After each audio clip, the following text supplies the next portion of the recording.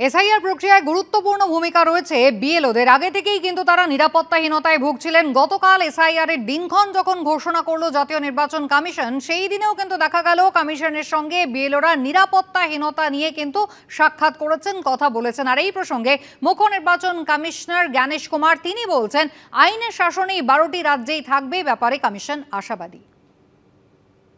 Has there been any demand to provide security to the booth level workers in West Bengal? Has central security, has any such demand come to you? Is it possible to grant such a security? जो BLOs की security से संबंधित एक विषय उठाया गया,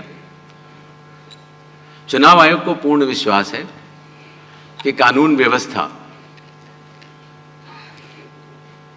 ठीक रूप से इन 12 राज्यों में चलेगी और इस तरह की आवश्यकता न पड़े, ऐसी हम कामना करते हैं। টিএমসিপির প্রতিষ্ঠা দিবসের সভায়ও মমতা বন্দ্যোপাধ্যায় কিন্তু রীতিমতো হুঁশিয়ারি দিয়েছিলেন বিএলওদের। একেবারে মনে করিয়ে দিয়েছিলেন কোনো বৈধ ভোটারের নাম যাতে তালিকা থেকে বাদ না যায় তা দেখার দায়িত্ব বিএলওদের। মনে করিয়ে দিয়েছিলেন যে আগেও তারা রাজ্য সরকারি কর্মী, নির্বাচনের পরেও কিন্তু তারা রাজ্য সরকারের কর্মী থাকবেন। বিএলও যেসব লিস্ট করেছেন, বিএলওদের কাছে আমার অনুরোধ থাকবে ভোটার লিস্ট থেকে কারো নাম যেন বাদ না যায় সেটা দেখার। মনে রাখবেন, ইলেকশন কমিশন তার নোটিফিকেশন যখন হবে ডেট অফ ইলেকশন, তখন থেকে এটা ইলেকশন কমিশনের আন্ডারে যায়। তার আগে স্টেট গভর্নমেন্ট, আবার ইলেকশনের পরেও স্টেট গভর্নমেন্ট। সুতরাং এটা মনে রাখবেন, আপনারা চাকরি করেন স্টেট গভর্নমেন্টের, কোনো মানুষকে অযথা হ্যারাস করবেন না। একটা লোক 4 দিন গিয়ে এলো, 4 দিন গেল, তখন হয়তো সেটা কোথাও ঘুরতে গেছে, তাই বলে আপনি তার নামটা বাদ দিয়ে দেবেন? আপনাকে দেখতে হবে তার অরিজিনাল অস্তিত্ব আছে কিনা। শাসক হোক বা বিরোধী, একাধিক জনপ্রতিনিধি তারাও কিন্তু বারবার বিএলওদের উদ্দেশ্যে হুঁশিয়ারি দিয়েছেন। কেউ বা রক্তগঙ্গা বইয়ে দেওয়ার কথা বলেছেন, কেউ কখনো চোখ উপড়ে নেওয়ার কথাও বলেছেন। তৃণমূল কংগ্রেসের কর্মীরা আছেন, তাদেরকে অনুরোধ করব, তৈরি থাকুন। বিএলওরা যখন সঙ্গে যাবে, আপনারা সঙ্গে যাবেন। যে ভোটার থাকবে না তার ফর্মটা নিয়ে নেবেন।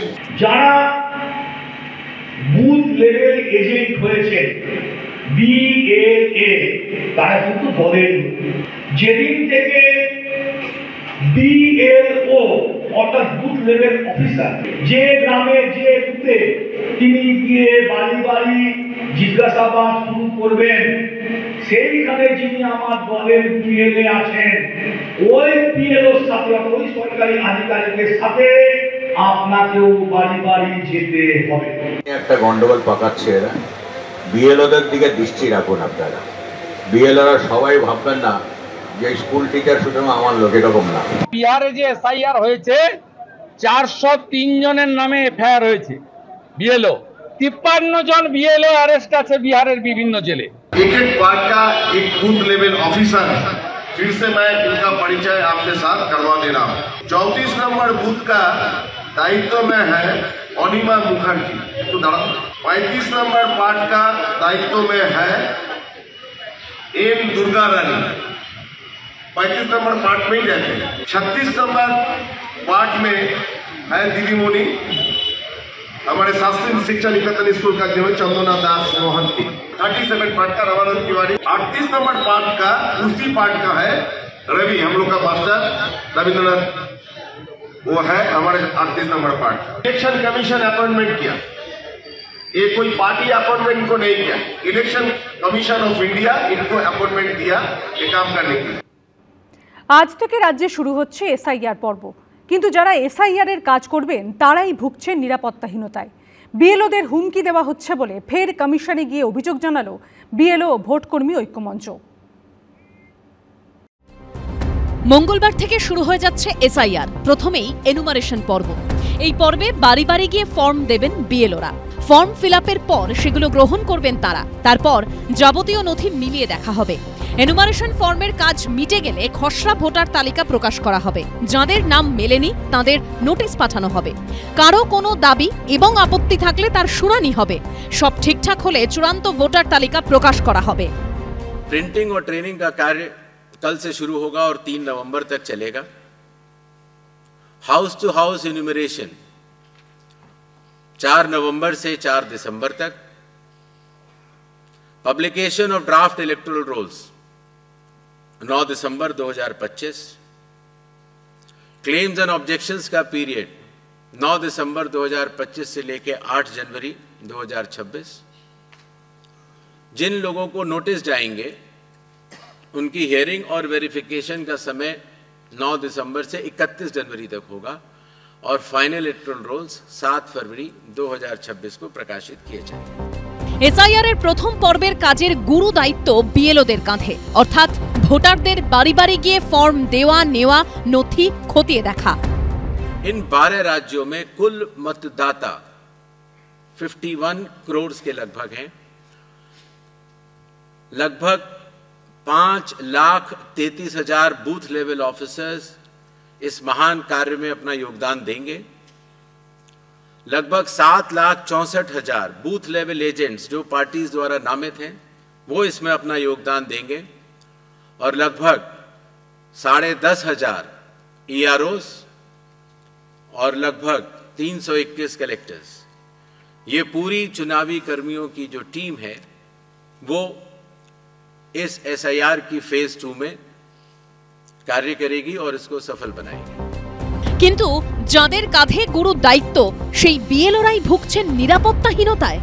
নিরাপত্তার দাবিতে বারবার ছুটে যাচ্ছেন নির্বাচন কমিশনে, কারণ ইতিমধ্যেই বারবার তাদের উদ্দেশ্যে নানা তরফ থেকে ছুটে এসেছে হুমকি হুঁশিয়ারি।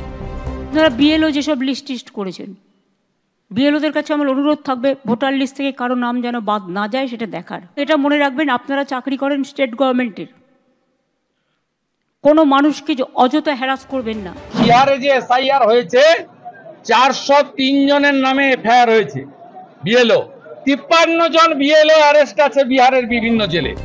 যেদিন পশ্চিমবঙ্গে এসআইআর ঘোষণা হলো সেদিনই নিরাপত্তা চেয়ে ফের নির্বাচন কমিশনে ছুটে গেল বিএলও ও ভোটকর্মী অধিকার মঞ্চ।